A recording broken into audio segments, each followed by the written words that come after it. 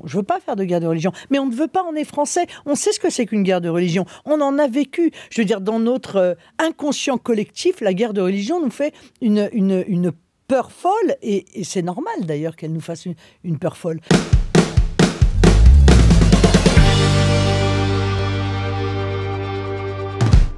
Bonjour Marine Le Pen, Bonjour. Merci de nous accueillir. Alors, l'entretien que vous avez accordé au Figaro et aussi celui que vous avez accordé à Causeur a fait couler beaucoup d'encre.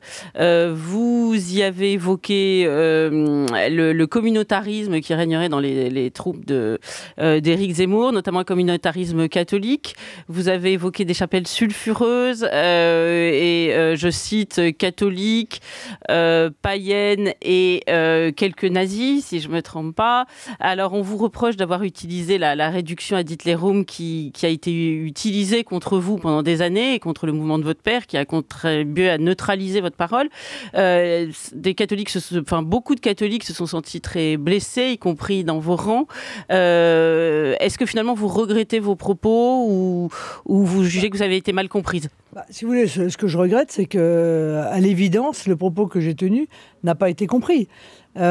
Parce que c'est un article et que par définition, dans un article, on colle des idées les unes à côté des autres et la relation qui est faite entre les deux a donné une image qui était une image erronée. Qu'est-ce que j'ai dit ? J'ai dit, d'abord, je pense que la vision d'Éric Zemmour est une vision en réalité communautariste. C'est-à-dire que dans son esprit, je l'avais dit d'ailleurs, c'est le village d'Astérix. On se reconcentre sur nous. Or, moi, ça n'est pas la vision que j'ai. Je ne compare pas, encore une fois, Éric Zemmour et les islamistes non plus. Je dis que pour répondre à un communautariste qui est un communautarisme qui est ravageur, il ne faut pas se recroqueviller sur soi-même en disant, en gros, on défend une communauté. Bon, la seule communauté qui existe, c'est la communauté nationale. Bon, ça, c'est la première chose que je dis. Donc, c'est une différence de vision que j'exprime. Puis, dans une autre phrase, je dis, je vois qu'Éric Zemmour ne maîtrise pas ce qui se passe chez lui. Il est un peu la victime, si vous voulez, de gens qui viennent en corps constitué pour pouvoir peser sur la ligne, sur sa ligne. Et d'ailleurs, ces chapelles sont contradictoires les unes avec les autres. C'était ça le sens de mon propos quand je parlais des catholiques traditionnalistes et des païens. C'est-à-dire que ce sont des chapelles constituées qui viennent, je suis désolé, Mme Boutin et son mouvement, c'est une chapelle constituée pour moi, vous voyez, qui viennent et qui en réalité sont contradictoires les unes avec les autres.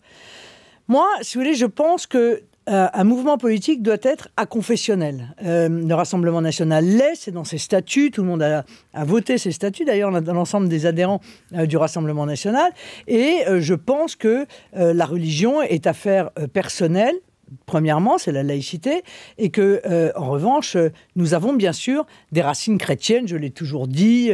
À l'époque où il était question d'une constitution européenne, j'avais participé à plaider pour que les racines chrétiennes de l'Europe soient dans la constitution européenne. Donc, évidemment, ceci ne me pose aucune difficulté. Mais je crois que c'est pas sain qu'il existe, encore une fois, à l'intérieur des mouvements politiques, en gros, des chapelles constituées telles que celle-là. Et puis, dans la fin de mon propos, nous parlons des éléments sulfurés. Je dis, il y a effectivement chez Éric Zemmour quelques nazis. Mais c'est vrai. C'est vrai, je trouve ça impardonnable. Voilà, je vous le dis franchement. Moi, je veux dire, j'ai beaucoup œuvré, et on peut tous me l'accorder, précisément pour écarter de mon mouvement politique les gens qui étaient des gens sulfureux, qui avaient des pensées qui m'apparaissaient en réalité profondément antinationales, qui étaient des radicaux, qui étaient des extrémistes, qui avaient une vision ethnique, qui avaient une vision raciale du combat politique. Je les ai écartés avec, encore une fois, beaucoup d'énergie et beaucoup de fermeté, parce que je pense que ces gens-là doivent être mis au banc de la vie politique. Or, je m'aperçois qu'ils retrouvent, en fait, après avoir été marginalisés, en partie grâce à mon action, mais pas seulement, eh bien, il retrouve une vitrine politique dans le mouvement d'Éric Zemmour, qui en réalité ne sait pas qui est dans son mouvement. Voilà, il ne sait pas. Même quand une députée européenne le rejoint, il ne connaît même pas son nom. Il ne sait même pas d'où elle est. Bon, il ne sait pas. Donc, il est un peu, en quelque sorte, victime d'une forme de ralliement opportuniste et qui sont extrêmement contradictoires les uns avec les autres, dont, encore une fois, des mouvements radicaux comme le Parti de la France. Je ne parle pas de Karl Lang, parce que Karl Lang, je sais très bien qu'il n'est pas dans cet état d'esprit. Mais Thomas Joly, il l'est. Et le secrétaire général, il l'est, qui pose avec une bouteille de Zyklon B, pardon, mais ces gens-là n'ont rien à faire en politique. Donc qu'est-ce que je dis, moi, aux équipes d'Éric Zemmour? Faites le ménage. Faites le ménage, pourquoi? Parce que vous défendez des idées nationales. Et si vous ne faites pas le ménage, c'est l'ensemble des idées nationales que vous allez abîmer. C'est l'ensemble des idées nationales dont vous allez donner une image qui est une image déplorable. Moi, je me suis battu pendant 20 ans pour justement défendre ces idées nationales, arrêter qu'elles soient assimilées à des radicaux, à des extrémistes. C'est pas pour que ces idées nationales, sous prétexte qu'elles sont portées par quelqu'un d'autre, soient à nouveau, encore une fois, assimilées à ça. Voilà, je déplore qu'ils ne souhaitent pas faire le ménage. Moi, j'ai entendu M. Pelletier qui dit « mais s'il y en a, on les virera ». Très bien, moi j'entends ce discours. Je veux dire, je ne fais pas, encore une fois, un procès en nazisme à Éric Zemmour. Je dis juste, attention, vous êtes en train d'accueillir chez vous des gens qui ne doivent pas, à mon avis, avoir la moindre vitrine politique que ce soit. Vous dites qu'Éric Zemmour est une victime, en l'occurrence. Est-ce que votre père... Non, enfin, est victime de ceux qui l'ont rejoint, si je comprends bien. Non, mais oui et non, puisque quand on lui a posé la question, là, semble-t-il, aujourd'hui, il dit non, il n'y a personne. Enfin, je veux dire, en l'occurrence, c'est pas moi qui ai fait la liste. Quand les journalistes m'ont dit de qui vous parlez, j'ai dit, écoutez, vous êtes gentil, je suis pas la présidente de SOS Racisme, ni de la LICRA, et je ne suis pas DRH chez Zemmour. Donc, c'est pas à moi de faire la liste des gens qui doivent écarter. Mais en l'occurrence, les LR ont fait cette liste.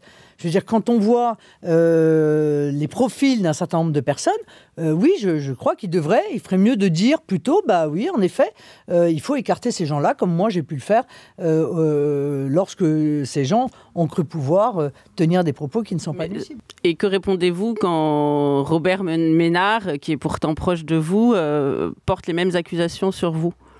Mais Robert Ménard ne peut pas porter les mêmes accusations, car j'ai moi-même été vivement contesté, et c'est un des sujets d'ailleurs pour lesquels je me suis par le passé beaucoup frictionné avec mon père. Moi, à chaque fois que quelqu'un a eu un comportement tel que celui-là, il a été immédiatement mis à la porte du Rassemblement national, au point qu'on nous accusait de faire des purges. Bah oui, on a effectivement purgé les éléments radicaux du mouvement et je ne peux évidemment que m'en réjouir. Maintenant, quand je les vois revenir encore une fois par une fenêtre ou retrouver une vitrine, je le déplore, j'ai le droit de le déplorer parce qu'encore une fois, je pense que toutes les idées nationales vont en souffrir quel que soit le candidat qui les porte. Alors revenons aux catholiques, j'ai compris donc que vous ne les aviez pas mis sur le même plan et que vous aviez considéré que c'était même des chapelles contradictoires, si je comprends bien dans votre énumération. Certains se regrettent que vous ne portiez pas le corpus, enfin que vous ayez des réticences à porter le corpus conservateur, à l'endosser, comme l'endosse par exemple votre ami Viktor Orban, qui est très à la pointe du combat sur les sujets sociétaux, sur les lobbies LGBT, et face au candidat progressiste, s'il en est, Emmanuel Macron. Est-ce que c'est pas antinomique de se réjouir du soutien de Viktor Orban et d'être réticente néanmoins avec ce corpus-là ? Et vous voyez, je pense que ceux qui me reprochent ça, précisément pour le coup, défendent leurs idées religieuses avant les idées politiques. Et c'est en cela que je suis en désaccord avec eux. Vous pensez que c'est religieux ?